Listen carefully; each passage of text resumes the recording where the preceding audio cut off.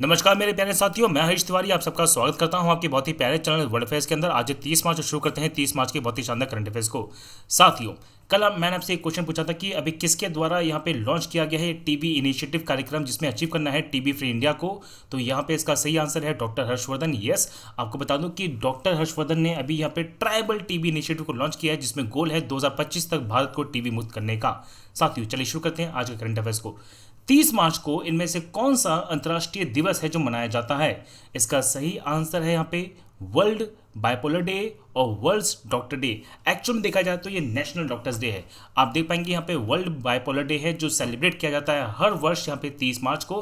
Bipolar की हम जब बात करते हैं तो एक ऐसी अवस्था है जिसमें एक समय तो व्यक्ति बहुत ज़्यादा खुश है और एक समय व्यक्ति बहुत ज़्यादा निराश है, और इसी कंडीशन में जो यहाँ पे सुसाइड अटेम्प्ट्स हैं वो ज़्यादा देखने को मिल जाते हैं। तो एक प्रकार का मेंटल डिसऑर्डर है जिसे कम करने के लिए, जिसके अवेयरनेस के लिए यहाँ पे वर्ल्ड बाइपोलर डे है जो मनाया जाता है। वहीं पर जब मैं बात करूं यूएसए की, तो यूएसए में आज है नेशनल डॉक्टर्स डे।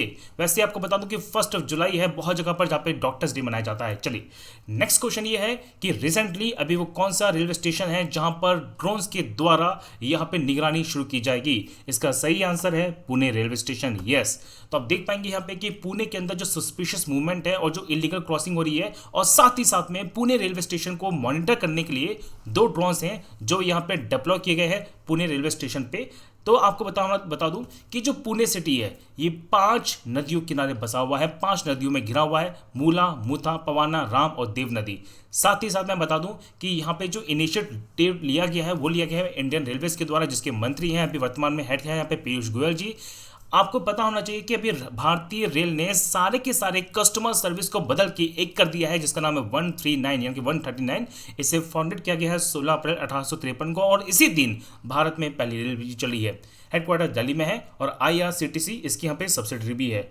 वैसे बता दूं मैं आपको एक इंपॉर्टेंट पॉइंट ये है कि सबसे पहले जो ड्रोन्स का सर्विलांस है ये शुरू किया गया है जबलपुर जोन के अंदर, जो रेलवे जोन में एक है जबलपुर जो आता है WCR में, वेस्ट सेंट्रल रेलवे के अंदर। चलिए, नेक्स्ट क्वेश्चन ये है कि रिसेंटली टाटा मोटर्स ने एक MOU साइन किया है किस बैंक के साथ to ease the sale of its vehicles? इसका सही आंसर है SBI। यस, तो टाटा मोटर्स ने अभी कोलैबोरेट किया है SBI के साथ और ये अलाउ करने वाला है जो कमर्शियल व्हीकल्स हैं कस्टमर्स के लिए एक बहुत ही फ्री हेजल लोन को देने के लिए।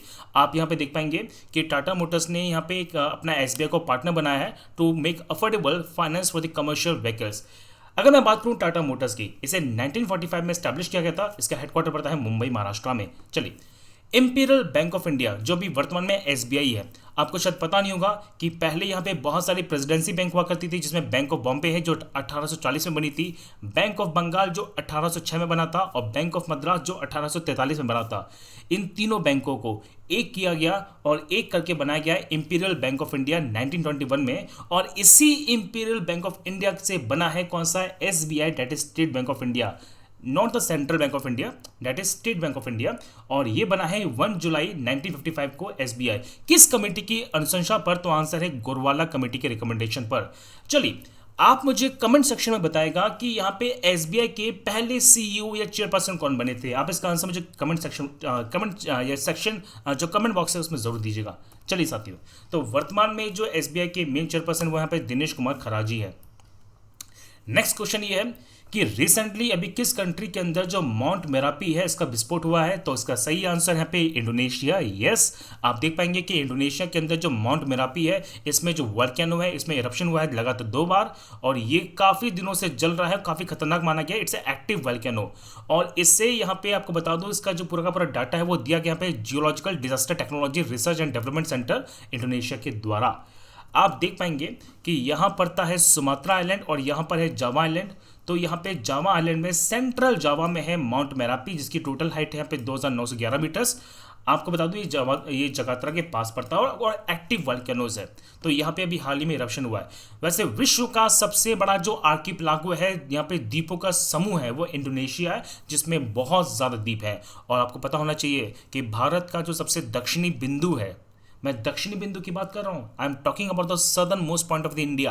तो भारत का जो सबसे दक्षिणी बिंदु है दैट इज इंदिरा पॉइंट या Indira call, that is Indira point. Yes, तो इंदिरा पॉइंट से कौन से देश की सीमा सबसे पास पड़ती है? The right answer is Indonesia. चलिए, आप देख पाएंगे कि विश्व में सबसे ज़्यादा जो ज्वालामुखी है, जो एक्टिव वॉल्केनोज हैं, ये पड़ते हैं पैसिफिक ओशन के एरिया में। और पैसिफिक ओशन के एरिया में जो पड़ने वाला एरिया है इसे बोलते हैं रिंग ऑफ फायर, जहाँ पे आप देख पाएंगे कि सबसे ज़्यादा एक्टिव वॉल्केनोज हैं। यहाँ पे रॉकीज माउंटेन्स, एंडीज माउंटेन्स, ये पूरा का पूरा एरिया यहाँ पे सबसे ज़्यादा एक्टिव वॉल्केनोज घिरा हुआ है। वैसे मैं बता दूं कि भारत के पास भी एकमात्र ऐसा आइलैंड है जो एक्टिव वॉल्केनो है, उसका नाम है बैरन आइलैंड। यस, तो भारत का एकमात्र जो एक्टिव वॉल्केनो है वो बैरन आइलैंड है। और Barren Island is a part of the Himalayas. यहाँ पे हिमालय की एक पर्वतमाला है जिसका नाम है अराकान यूमा, और अराकान यूमा के द्वारा ही कहीं ना कहीं अंडमान निकोबार आइलैंड्स का फॉर्मेशन भी किया गया है। अगर मैं लोकेशन की बात करूं, as you can see on the map कि यहाँ पे आप देख पाएंगे कि अंडमान निकोबार के पास में जो अंडमान सी पड़ता है, अंडमान सी में है कौन सा, बैरन आइलैंड, और इसी के पास पड़ता है नारकोंडम। चलिए, अभी भारत तो बांग्लादेश के प्रधानमंत्रियों के द्वारा एक किस शहर में बंगबंधु संग्रहालय का उद्घाटन किया गया है? इसका सही आंसर है ढाका। यस, आप जानते हैं कि 15 महीने के पैंडेमिक के बाद, यहाँ पे 15 महीने की इस कोरोना सिचुएशन के बाद मोदी जी पहली बार किसी विदेशी यात्रा पे गए थे बांग्लादेश की, क्योंकि बांग्लादेश का भी इंडिपेंडेंस डे था। तो वहीं पर बहुत सारे MOU साइन किए गए थे, बहुत सारी यहाँ पे चर्चा की गई थी, और साथ ही साथ में इन दोनों ने मिलकर, यहाँ के प्रधानमंत्री जी और शेख हसीना जी ने मिलकर एक जॉइंटली इनोग्रेट किया है बंगबंधु बापू म्यूजियम इन ढाका, बांग्लादेश।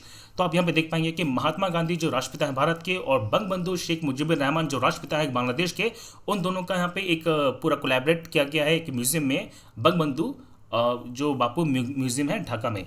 वैसे बता दूं, सबसे इंपॉर्टेंट कंसर्न बनने वाला है इस ट्रेन से। मैंने कल ही आपसे क्वेश्चन पूछा था कि अभी हाल ही में इन दोनों ने मिलकर, यानी कि प्रधानमंत्री मोदी जी ने और शेख हसीना जी ने मिलकर एक ट्रेन को उद्घाटित किया है जिसका नाम है मिताली एक्सप्रेस। ये दोनों देशों के बीच में चलने वाली तीसरी ट्रेन है। इससे पहले चली है Maitri Express in between Dhaka and Kolkata, दूसरी है Bandhan Express in between Khulna and Kolkata, और तीसरी है Mitali Express between Dhaka and New Jalpaiguri. चलिए साथियों, नेक्स्ट क्वेश्चन ये है कि अभी हाल ही में एक पूर्व डिप्टी गवर्नर है KC चक्रवर्ती जी, जिनका 69 वर्ष की आयु में निधन हो गया है। ये किस बैंक के पूर्व गवर्नर थे? ये पूर्व डिप्टी गवर्नर थे। इसका सही आंसर है RBI, that is Reserve Bank of India. Yes, तो former RBI deputy governor KC Chakravarty dies at the age of 69। तो ये एक छोटा सा इंफॉर्मेशन मुझे आपको देनी थी, वो ये है। अभी वर्तमान की जब बात करते हैं तो वर्तमान में जो RBI के गवर्नर हैं वह हैं शक्तिकांता दासा। तो आपको बता दूं कि RBI की जो स्टैब्लिशमेंट की गई थी वो की थी यहाँ पे 1 अप्रैल 1935 को, और reserve Bank of India act 1934 के अकॉर्डिंगली। इससे रिकमेंडेशन, अगर हम बात करें कि इस बैंक की स्थापना के पीछे किसका रिकमेंडेशन था, आंसर है हिल्टन यंग कमीशन का। यस, तो हिल्टन यंग कमीशन के रिकमेंडेशन के बाद ही इसे स्टैब्लिश किया गया है 1935 में। Sir Osborne A Smith RBI के पहले गवर्नर थे। सर चित्तरंजन दास देशमुख RBI के 3rd गवर्नर थे और पहले इंडियन गवर्नर हैं RBI के, और वर्तमान में है शक्तिकांत दासा जी। चलिए, नेक्स्ट क्वेश्चन ये है कि भी हाल ही में यहाँ पे किसे स्कोप का न्यू चेयरपर्सन चुन लिया गया है? तो स्कोप का नया चेयरपर्सन चुना गया है सोमा मंडल जी को। यस, तो सेल की चीफ है, that is steel authority of India limited, उसकी चीफ है सोमा मंडल, और उन्हीं को यहाँ पे नया चेयरपर्सन चुना गया यहाँ पे स्कोप का। अगर मैं बात करूँ स्कोप की, ये एक एपेक्स प्रोफेशनल ऑर्गेनाइजेशन है जो रिप्रेजेंट करता है सेंट्रल पब्लिक सेक्टर इंटरप्राइजेस को, और स्कोप का फुल फॉर्म है standing conference of public enterprises. अगर हम बात करें तो प्रदीप कुमार दास इसके चुने गए हैं वाइस चेयरपर्सन या वाइस चेयरमैन। चलिए, नेक्स्ट क्वेश्चन ये है कि रिसेंटली किसे यहाँ पे चूज किया गया है CEO of UIDAI। Yes, Aadhaar card का जो UIDAI है उसका किसे यहाँ पे CEO चुना गया है? इसका सही आंसर है सौरभ गर्ग को। यस, तो Saurabh Garg appointed as a CEO of UIDAI। आपको बता दूं, इन्होंने रिप्लेस किया है अजय भूषण पांडे जी को, जो उससे पहले CEO थे यहाँ पे UIDAI के, और ये 1991 के IAS ऑफिसर है उड़ीसा कैडर के। चलिए, तो साथियों नेक्स्ट क्वेश्चन ये है कि भी हाल ही में भारत ने इंग्लैंड को अंतर्राष्ट्रीय एक दिवसीय श्रृंखला में कितने मैच के अंतर से हराया है? इसका सही आंसर है 2-1।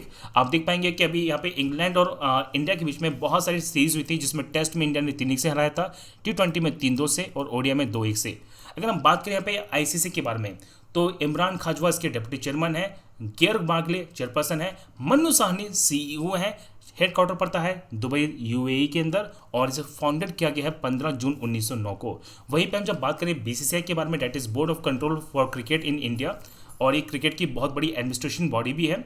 इसका हेडक्वार्टर है मुंबई में। फाउंडेड किया गया है पे दिसंबर 1928 में। प्रेसिडेंट है सौरव गांगुली, वाइस प्रेसिडेंट है राजू शुक्ला और सेक्रेटरी तो बहुत फेमस है जय शाह और मेन कोच है यहाँ पे रवि शास्त्री। चलिए नेक्स्ट क्वेश्चन ये है कि recently which of the following bill has been approved by the president Ramnath Kovind. और ये बिल भी बहुत ज़्यादा चर्चा में। इसका सही आंसर है government of national capital territory of Delhi amendment act 2021। बता दो कि इस बिल के माध्यम से जो एलजी हैं गवर्नर दिल्ली के, उन्हें ज़्यादा शक्तियाँ दे दी गई हैं as per the government of Delhi. Yes, तो यहाँ पे ये बिल पास कर दिया गया है राज्यसभा में, लोकसभा में और कल ही यहाँ पे राष्ट्रपति के हस्ताक्षर भी इस पर कर दिए गए हैं और ये बिल पास कर दिया गया है। अब ये एक कानून बन चुका है पूरा का पूरा। चलिए, तो आप देख पाएंगे कि बिल को पास कर दिया है राज्यसभा में on the base of the voice, जो ध्वनि मत होता है उसके आधार पे। चलिए नेक्स्ट क्वेश्चन ये है कि recently Prime Minister Narendra Modi ji ने अपनी यहाँ पे किस नई बुक का जो संस्करण है वो जारी किया है। इसका सही आंसर यहाँ पे एग्जाम वॉरियर। यस, तो यहाँ पे new edition of the Exam Warrior has been enriched with valuable inputs from the students, parents and teachers. आपको बता दूं कि ये जो बुक है ये हेल्प करने वाली है to manage stress before the examination और ये लिखी गई है नरेंद्र मोदी जी के द्वारा। चलिए साथियों, तो आप देख पाएंगे कि PM Narendra Modi ji announce release of updated edition of Exam warriors.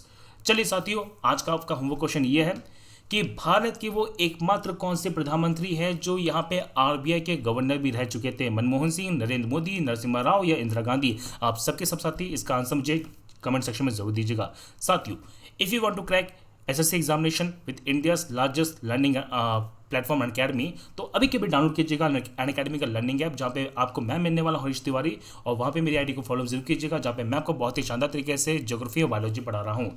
तो आप क्रैक कीजिए एसएससी एग्जामिनेशन को। यहाँ पे बहुत सारे डेली लाइव क्लासेस हैं, लाइव टेस्ट एंड क्विजेज हैं जो मिलने वाले हैं, लेकिन स्ट्रक्चर कोर्स के लिए अभी के भी लीजिएगा एसएससी एग्जामिनेशन का सब्सक्रिप्शन, लेकिन ये फीस पे ना कीजिए। यूज़ कीजिए मेरा code HTSER10 and save money. और एसएससी के सारे नोट्स को प्राप्त करने के लिए use the Telegram link that is SSC इंग्रेव।